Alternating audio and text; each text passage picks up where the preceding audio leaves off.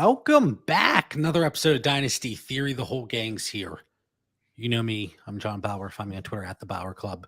You know Dan Lamagna at FF Coach Dan on Twitter. What's up, Dan? Good to see you, JB. Mitch, excited for tonight's show, episode 204. And, JB said, hey, Mitch, Dan, you've been hitting it hard this offseason, but tonight I'm taking you back to some fundamentals. So I'm looking forward to talking about some fundamental Dynasty football tonight here.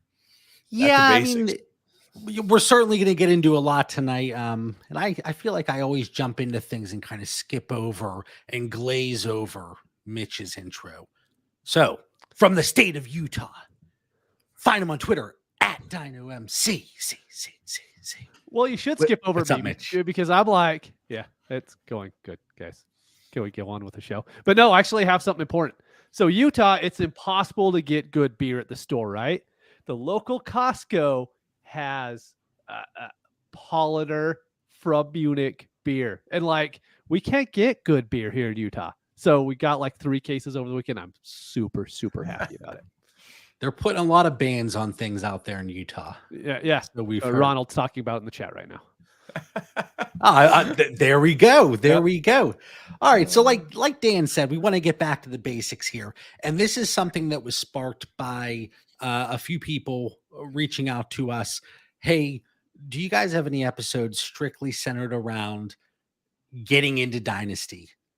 And for the most part, yeah, we have some episodes that we have overall philosophies and strategies and discussions and ideas from joining your first startup, your first off season, but nothing really centered around it for an entire episode.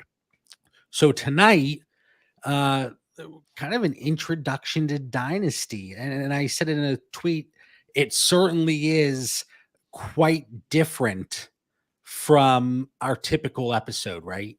Mm-hmm. Dynasty Theory, really in-depth analysis. But for a few reasons here, and I want to get your opinions too. Dan, let's start with you. Why do you think that this is important to talk about tonight? Hey, JB, the coach in me loves this because we get so deep in the Discord into breaking down every position and player values and whatnot. But you often lose sight of, hey, there's a lot of new Dynasty players. There's a lot of people just interested in Dynasty. You're like, hey, what is that Dynasty Theory? What's these Dynasty leagues they're talking about? So it is great as a coach to get back to the fundamentals, talk to, Dynasty Theory 101. It might be going back to Superflexology for you guys for all we know. So I think it's really good to, expand our audience and get back to those basics. And even our veteran players, I think, will get something tonight. Your show notes stirred up some decent thoughts here for new players and even us veterans that need to brush up. Mitch, what about you? The problem I think we run into a lot when even we're having the pivot point, we're having this weekly shows, we often talk about our percentage of players and our rostership and all this other things, to where I bet the 80% of people out there have 3 Dynasty teams, and I'm sitting here at 50. I think John's almost double that. I think Dan's half that. I mean, so we all have a lot of teams. So we talk about things in a different way. So sometimes it's nice, just like Dan said, to go back to basics, be like, look, if I had 2 teams, or if I'm just getting into Dynasty, these are the things that I would care about most. Yeah, for me, I mean, it kind of hit me right in the face, right? Whenever we got the DM, one of them saying, hey, I have a league mate. This is their first Dynasty league. I want to refer them to you guys, listen to some of your shows. And I mean, a lot of the content, it's diving into the deep end, right? It's not just surface level stuff. It's in-depth conversations, and that can be off-putting, I think, for a lot of people. Mm-hmm. If I know for me, if I'm looking to take part in something for the first time and I'm looking just to dip my toe in the water, in-depth commentary on game theory might not be something that's going to get me there. Right. So several reasons. And Mitch, you and I have talked about this for how many years now, and it seems to be getting worse and worse. The legalization of sports betting across the country, best ball, DFS, all those big contests. it's certainly for a lot of people less time consuming. They still get that rush from playing fantasy football or betting or whatever the case may be, as opposed to Dynasty where you have to manage it day in and day out. And we always talk about it. If you're not active, you certainly can see the people that are successful for the most part, the time that they're putting in. So I think that overall, we try to be very inclusive. And if anybody that's in the Discord that's a patron, I think you can see that, right? But I don't know that we're always necessarily inclusive to the new people. Mhm. You know, look at the conversations on Twitter, look at conversations in our Patreon, in our Discord. You have people jump in and they say, hey, like, what about this trade? And you might, I mean, one of us might jump in and say, like, oh, how do you think this is close? Like, not in a rude way, but like, why would people want to join this format as known as Dynasty Fantasy Football when you're going to get smart ass answers? Like Dan, you're kind of smirking over there, but it's true though, isn't it? I'm with you, man. Although my smirks were a little more from busting your chops in the chat here a little bit and enjoying Ron's comments and so forth. JB, when are you going to fix that internet? That's what I want to know. Those Am I glitching again? Just a little occasional cutoff word here, you know. My God, hold on. Country internet. I'm in the boonies, and I don't know what happened where my internet became good one day because you used to bust me hard on that's this. true. That's a good point. And somewhere along the line, I don't know, like, did you move or something, or is that basement, or I don't know, or maybe it's those bobbleheads in the back or those Funkos. I don't know. It's the lack of jerseys. Be off. Could be the lack of jerseys. All right, stay cool, stay composed. You're still good overall. I'm always composed. Slight little.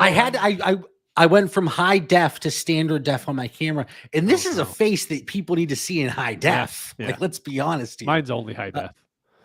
Yeah, I really should have a paper bag over my face. But anyway, so like I think as inviting as we try to be as a Dynasty Theory family and Dynasty community, it can be off-putting at times. And I think, you know, and this is the next question actually. So let's get right into it, Mitch. What were your thoughts when you first joined a Dynasty League? And I think you and we started at the exact same time, right? Yeah, I think we started the same year, probably not the exact same league at the first time. But I mean, when I was year, Mitch? What year? Do you guys remember? 17? It was before Barkley. So it was the year before Barkley came out. 16, 17? Yeah. Yeah, so right around there. Anyway. But the reason why I joined is because I always used to join those Yahoo redraft leagues, right? And it cost like $100. I did really well at them. But you could only draft them in August. And I'm like, well, this is kind of boring. This was before best ball and stuff. And I always did pretty well at DFS. So this was like, if I couldn't win money playing Dynasty, I flat out wouldn't play it because it's too time consuming for me to put that much effort into something, getting no payout in the end. So in my opinion, this turned into like my favorite hobby. I could also earn some money on the side. And that was like the perfect win-win for me. So when I joined, that was like the biggest reason, and still today is the biggest drawing point for me for Dynasty over redraft leagues to where it's only like 3 months long. I know that if I put time in, I'm going to be better than 8, 9 other managers in the league already. Dan, were there any concerns for you when you first got into Dynasty? I mean, you're fearless, right? We all know that. Well, Dan's first league was with me, so he probably joined it. And he was like, whoa. I can't deal with that guy. See, I love connecting the dots here. As John's frozen, I'm going to go into my story.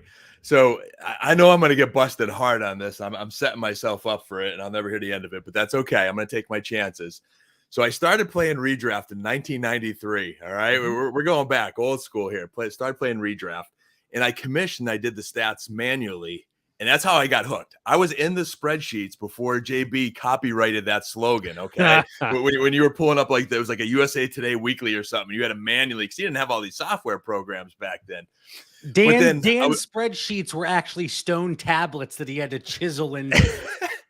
But I the thought it was stats were fire. accurate there, JB. You know, it forced you to learn winning rosters and formulas and what's working. But, you know, as you had to do all the stats, and I did it for football, I did it for baseball. But then I wanted more. And then, you know, JB, you mentioned us kind of, you know, you get good at this. And, you know, Mitch said, hey, we win at this because we spend so much time on it. And that's what got me looking for more. And it was the year 2000 that I got my first keeper league. And there was a league that I was really excited about. And I was like, all right, I'm going to start keeping players and put a lot of time into it. And I guess maybe where you talk about what concerns I had, JB, I took a little like hiatus from those keeper leagues because like the commissioner was starting to seem like a little bit sketchy in this league. And I'm not going to name the site that this league is still in existence today. But the prize money for like how much money they were making in wasn't really commensurate. And fantasy football started to evolve, and you started to see more prize money. There's big tournaments, these big contests. So, you know, the concerns I had, which I would say is a concern for owners today, is really make sure whoever's running the league that you're looking into is very strong. We hear Mitch with his commissioner background always saying, hey, make sure your commissioner is strong, or else you know you could be getting into a dynasty league that's not going to last. So strong leadership or ownership, fair payout structure, you know, make sure the software is good, you know, because if you don't enjoy the platform you're on, we hear all the sleeper and MFL debates in our Discord. And I know there's other leagues out there too. So make sure that's good. If you do those things, I think you're going to have fun. It's going to be safe, and it will be worth your time. Yeah, I think, and I love this because we all went different directions the way we answered this, right? I put on here, what were your thoughts when you joined your first Dynasty League? What concerns did you have? For me, it was a home Dynasty League. We all got together. We had a rules summit. Of course, it was at a bar, so we consumed a few beverages. But the first league we did, it was an auction. It was my first Dynasty League, and it was super flex. And I told this story before, but I sat there adamantly pounding the table. I'm not playing super flex. This is the most ridiculous thing I've ever heard of. I don't know how to adjust. I know nothing about it. I don't want to do it. Did the auction. Team was garbage. I remember Jordan Howard. He was probably one of my Jordan Howard and Devontae Freeman were my two top running backs that I got in the auction. Well, that went well. But like, I think when folks are looking to join Dynasty, or they see it on Twitter or Reddit or whatever the case may be, it is that lack of familiarity, right? And I think it's not just for Dynasty fantasy football, but you could look at any aspect of life, and people want to stick with the familiar, right? They don't want to get into something that they don't necessarily know all the ups and downs of. And I think for the most part, you know, it's the lack of familiarity, but also, you know, if I make a trade, let's say I join this Dynasty League and I make a trade, what's everybody in the league going to say, right? I can't stand those leagues where you have the peanut gallery after every trade making a comment. Like, we wonder why people are leaving Dynasty fantasy football. We wonder why leagues are folding. We wonder why there's orphans galore. Not to say there aren't other reasons, because there certainly are. But like, ultimately, as much strategy and in-depth analysis that we provide, and we live and breathe and bleed sometimes, I'm sure I've had an occasion where I've nicked myself during a trade negotiation. I don't know how, probably with the Manscaped, but do you like that callback? But ultimately it should be fun. And I do think there's some people that just want to have fun, and it's not about the spreadsheets, and it's not about the R squared, and it's not about the film grinding and all that stuff. It can be very overwhelming for people. Like, let's be honest here. For something that should be a hobby, and maybe host of a Dynasty fantasy football podcast shouldn't be saying this stuff, but I think it's true. No, hey, that's cool, because you're really being authentic and genuine there, JB, because the three of us are all sickos and love this Dynasty. But we're close enough to say, hey, the three of us at different times have had our little spells of just, you know, burnout, being a little bit tired, and we've adjusted along the way. And it's a good thing for Dynasty owners to know. We've always done things the right way. We've always left our teams in good shape. We've always communicated well. We've found ways to always reinvent and I think keep things fun, you know. And then I think it was 2018. I was ready to get back into Dynasty again. And that's where I practiced what I preached there. saw the reputation of Scott Fish. I was on some message boards asking about different leagues.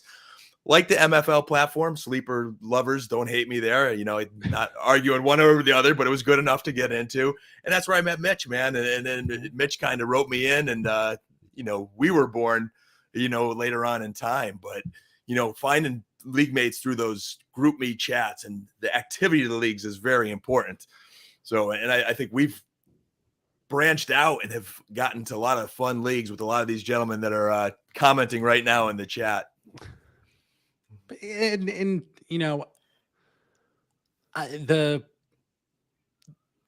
the next prompt here is, what do you wish you knew before your first startup draft? I think so many people, they just don't know the values, or how do I trade startup picks? What is the 101? Like simple things. How should I value these future picks? Because I don't know, I don't want to trade. And we see that all the time. And I'm going to be honest with you guys. There are leagues that we are in. The scoring is so funky. There's certain leagues. I don't like to make trades in those leagues. I'm going to be honest, because the scoring is so off the wall. You really can't give, I think, the proper analysis that I might typically be looking for. So I tend to stay a little tighter in those leagues. And, I take that thought and put it into what somebody brand new is looking at when they join a league. And Mitch, Dan, we've all seen it where we're in startups and some folks just sit tight. Yep. They don't want to make a move. And Mitch, I don't know if you remember this, but you brought this up a few years ago when we kind of did a little segment about things to do if you're kind of new in Dynasty. And you brought up a really good point on trading, and I still remember it. If you're looking to trade, maybe just to get your feet wet, just do smaller trades. Nothing involving higher end assets. And that's okay. And I know, Dan, you're certainly okay with that because you love that ocean floor depth and those low end pieces, but maybe just work on churning the end of your roster, because ultimately it's most likely not going to burn you. Whereas if you're moving future draft picks, if you're moving the higher end assets, that's when we start to see people after year one. I'm going to go join another league. I'm going to leave this league. Well, I say don't rush into a league. I think if you get into our Discords or other chats and you ask around leagues, most of the safe leagues we've all gotten into, we've had mixed results. Some are better than others. Some are really inactive. Some have just enough owners that are active to make it work, or our leagues that we created with our group, with our patrons, normally have a ton of active owners in there, maybe at different levels, but to some capacity or another, they're all active. So depending on how active you want to be or don't want to be, could determine whether you want to go in a safe league, or do you want to go in a league with a bunch of guys that maybe you could build some camaraderie with in advance. Yeah. And I think it's JB, just going back to what you said, things you wish you know, like ADP. Please learn ADP. Like, I wish I knew more about average draft position maybe in that first draft. That alone could prevent you from reaching or, on a guy, or not waiting too late. That's a super helpful tool. Yeah. So my answer to this, because it's just flat out, what do you wish you knew? And this is what I will tell everybody. If you don't want to join our Patreon, that's fine. Go to Dynasty League Football, sign up for whatever their membership is, whatever it is, whether it's $40 or $50. Because the reason why they have ADP already ingrained. So they have rankings already there. They have a trade analyzer already there. So if anyone's coming up to me and they don't want to join a Patreon for whatever reason, which I completely understand, at least sign up for Dynasty League Football, because they have all of the tools there for any beginning player, and then stretch out over there. If they don't have exactly what you want, then go to whichever Patreon you want, or whichever other site is offering what they want. But Dynasty League Football offers you so much. If you want to know a trade value, their trade analyzer will give you a really good starting point on that. If you want to know ADP, they already have it. If you want to know 2 quarterback ADP, they have it. So I really, really like what they have set up. And so if anybody's new and is starting out, that's what I recommend. Because if you're putting up $50, $100 for a startup, just pay that for 1 year. You pay it for 1 year, you'll have that information from then on, so you at least have an idea on how to attack your first startup draft. Yeah, it's kind of good to have. It's good to have that baseline, that framework. Certainly, even the folks that have been in our Patreon for a couple years now, we always don't see eye to eye. They might look at my tiers and be like, JB, what are you drinking today? Like, what is going on here, man? John But yelled at at me least- for like 3 days straight after this last Patreon episode. So, just kind of is what it is. I know. I thought Mitch was never going to speak to me again. No, but I do think it's important to have that sounding board, whether it's a group DM. We used to have that on GroupMe, just brainstorming and throwing ideas out, making sure you're in check. Hey, what do you guys think about this trade? Not even close. Okay, then now I know. And I think asking questions, that's also critical, because again, people are a little hesitant. They don't want to jump in and ask a question that should be maybe common sense. Then get out of here, Ron, saying they may say you have horrendous. I love listeners. how he spelled horrendous. I don't even horrendous. And It's the quick anyway, spell not to on the get too fly. sidetracked here. Easy on Ron. So for me, going into my first startup, I wanted all the studs. I wanted to trade. I didn't know anything about the values at all. So I consolidated. I moved up. My roster it wasn't even a roster.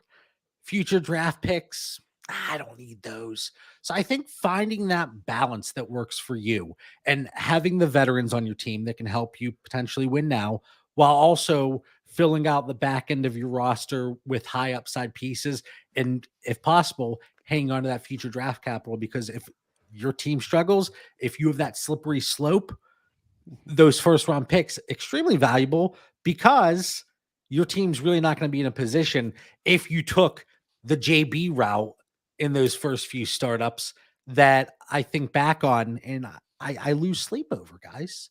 I do. So I think that's, really high level look into somebody's first startup. And JB, I think if listeners take your advice and they do that with the dynasty value and the ADP and they know, the value of those rookie picks, it'll also help them not reach too much on those veterans, because you talk about that balance and sprinkling some of those veterans in there. But if you're taking them too early, we all know that age cliff for trading vets is real, and you could really get stuck with a lot of guys on your roster that you can't move, and it makes it a lot harder to rebuild or pivot. So we got to be really careful when you take those veterans. Yeah, and there's so many things here. And again, if you've been listening to Dynasty Theory for 204 episodes, first of all, bless your soul, because there's got to be something a little off. You should probably leave a review by now. I should just say that. I mean, I don't think we've had a review in, 18 months or something. Probably we haven't not. asked in 18 months either. That's but true. Good point. It's true. But, if you've been listening, you're thinking this, and it's like, okay, guys, this is obvious. But again, it's stuff that isn't obvious when you first join. I know it wasn't for me. And we could all sit there and say, I'm an expert. I know everything. Well, even if you think you do, you don't, because we certainly don't. And we certainly didn't know when we first started playing Dynasty. So, but yeah, there's so many things that we could get into from an in-depth perspective.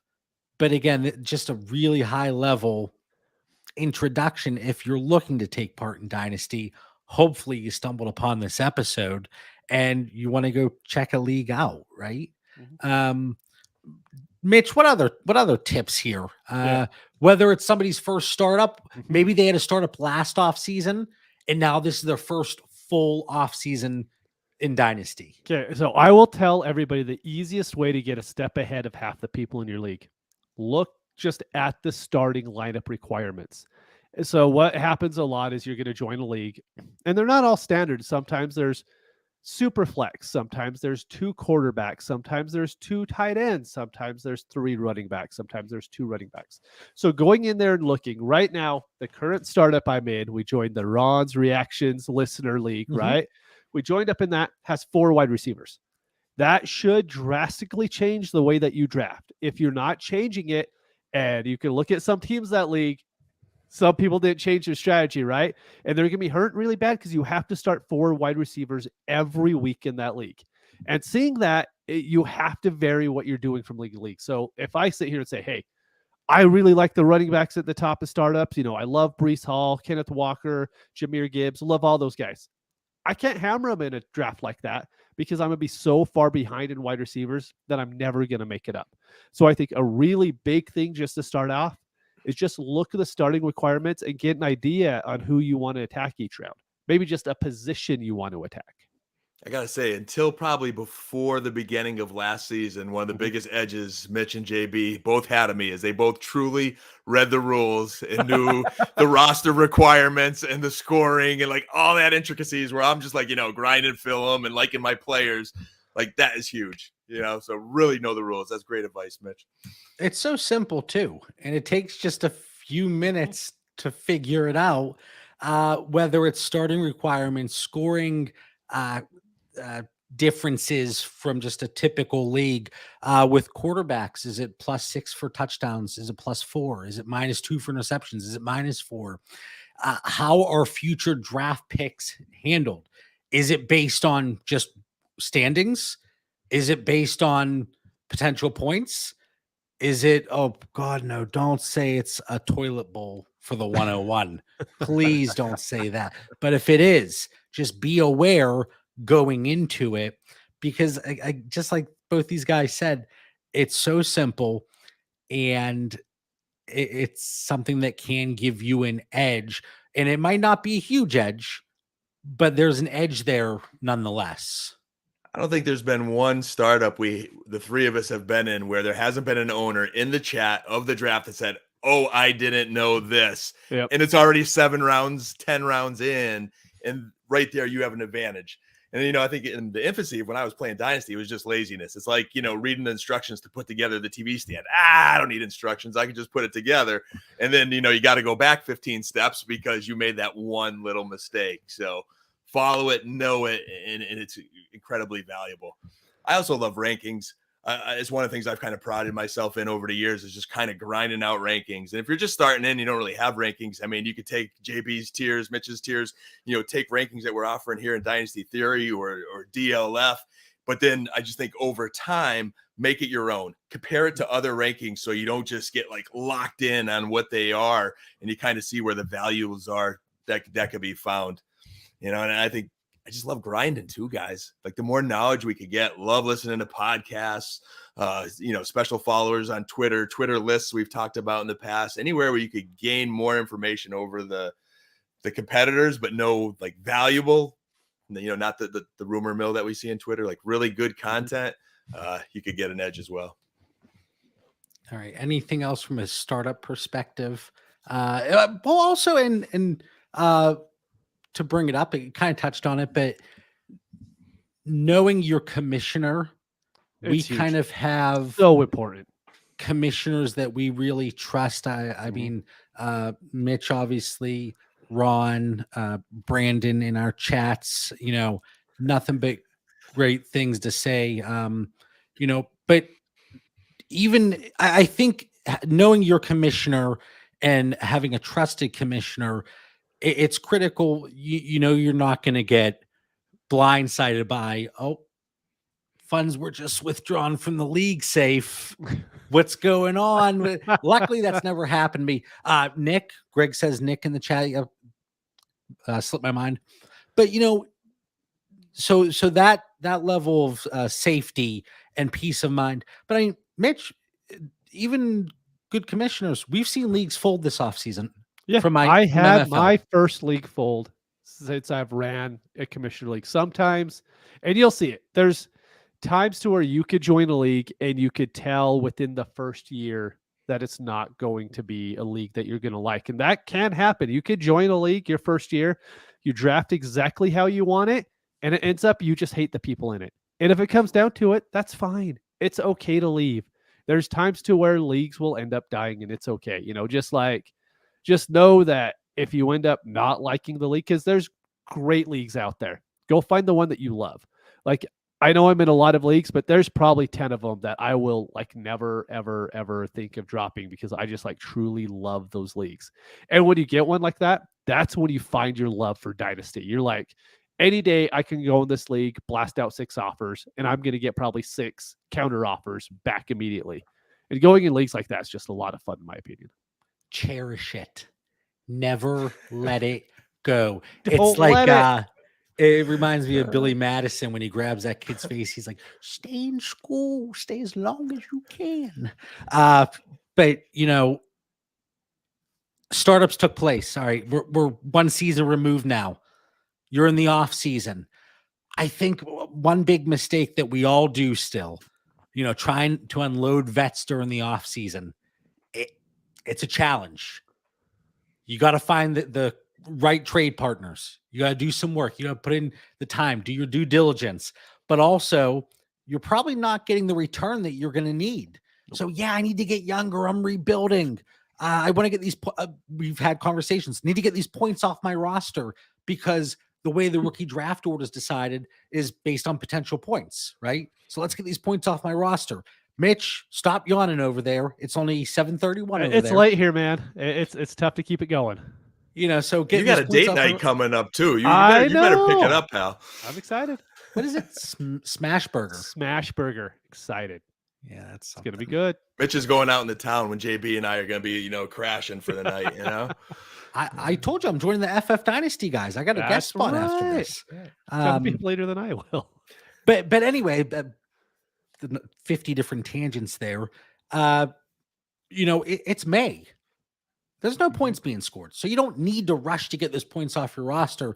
We're seeing so many times during the offseason, veterans being dumped for pennies on the dollar.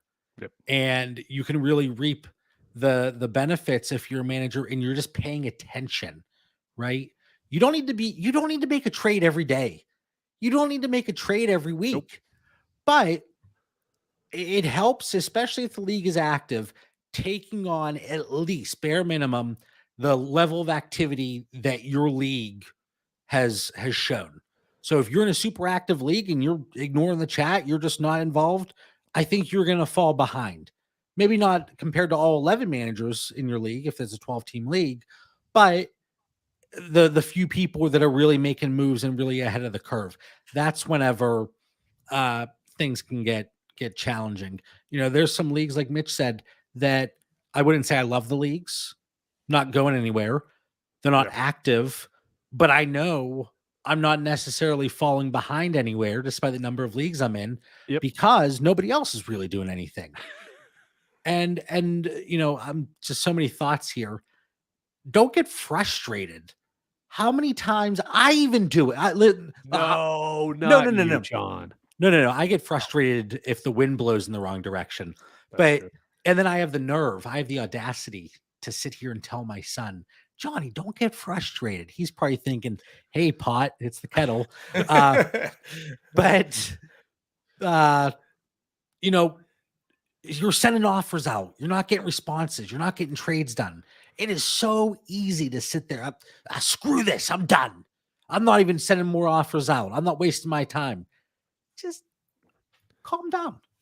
And that's a reminder to me too. Mitch, how many times have I shot you a DM? I can't stand this league. Like what? Blah, blah, blah, blah. Only once. It's only happened one time.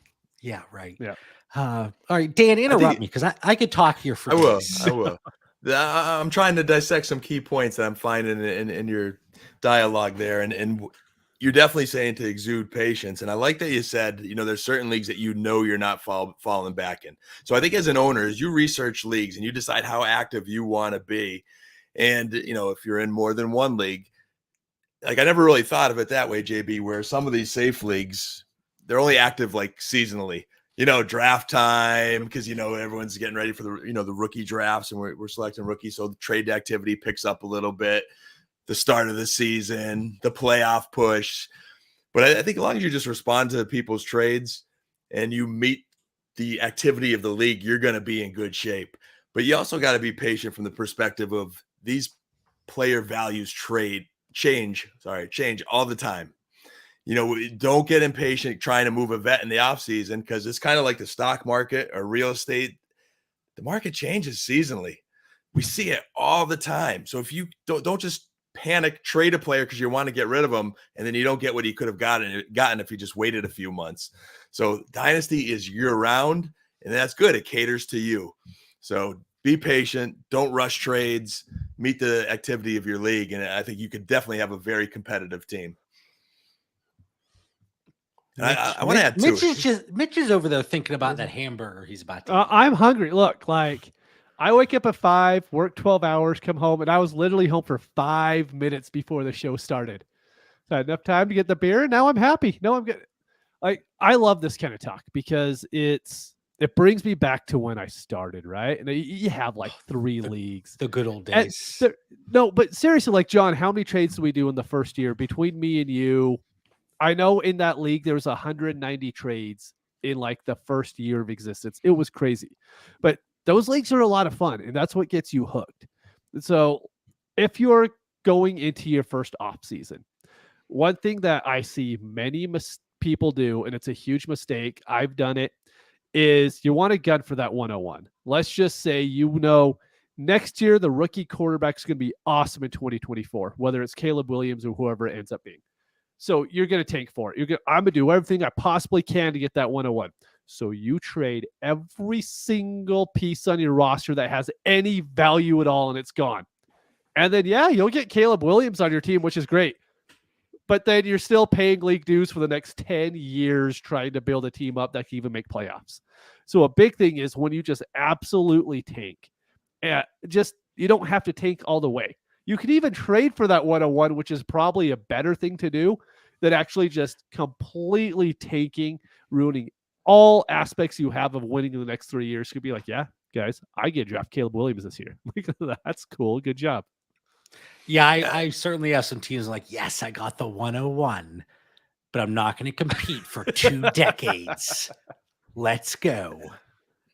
I think there's a way to go about that rebuilding, and I'm happy you went there. Let's see. It looks like you posted a question up here first, so I'll come back to this. Do you guys think there's a team build that is safer to target for new players? You can get yours first. We come back to that, Dan. Go back to the question? Yeah. So say our listeners are following our advice and they delve into Dynasty and first year goes off and they made some mistakes and it's like, oh man, I just spent $50 or whatever the entry is to go into the league. And that's probably another thing. No, there's all different entry fees. So go at a fee level that you're comfortable spending. But if you make mistakes, it is not necessarily a lifetime penalty. There's a few ways you could rebuild. So if Mitch scared you away a little bit there with the Caleb Williams, like I think there's an art to rebuilding. There is, without a doubt. And there's like, we've taken on some orphans. We talked about leagues earlier that have folded. Sometimes you take these reclamation projects and maybe you get your first year free, so forth. I was able to take an orphan to second place finish in a title game last year. So that is some pride in that. That was our 4th-and-1 league that we're all in. Our original Dynasty Theory league that we had way back, I was able to take that team from worst to the playoffs. So that felt good, a little bit of money coming in there. And then I think the key too is when you tank and you want to rebuild, and Mitch talked about getting all those first round picks, you got to be the first to the dance. Because there's been like one roster where I'm like, I might rebuild this. And I see JB already gobbled up every first round pick in there. So what's the point of me trying to rebuild when JB's already got 5 first? So I think if you're going to decide to just gut it and rebuild, be the first in your league so you could, capitalize on getting those picks. You know what? I want to get to Nate's question, but just because this is in my head now, I want to take what Dan just said and put the startup spin on it, being first to market, right? Mm-hmm. If you're in a startup and let's say you've been in conversations, you have some framework of how you want to structure your team, you have you subscribe to DLF or Dynasty Theory, or you got a trade calculator just to give you a baseline, and you feel comfortable with trading there in your first startup, get out there. Try to get that first deal done, whether it's for to move up for your higher end quarterback that you're looking to lock up, or if it's a trade involving a future first where you move it away or you acquire it. Because even if we have an idea, okay, a random 2024 first we'll say is early 6th round value. Well, if that first trade in your league gets done and somebody moves their 9th round pick for a 24 first, it doesn't matter what the wider market says is value. It doesn't matter what we say that pick should be worth, because your league submarket, which I talk about quite often, it's already dictated what a first round pick is worth now. So good luck trying to go get that 6th round pick in the startup for your first when you weren't the first to market and somebody else moved in ninth. So just something to keep in mind. We always talk about values, right? That's the word. That's the word of the week. Well, values are different league to league, settings to settings, the wider market to the individual submarket. Dan, sorry, take it away.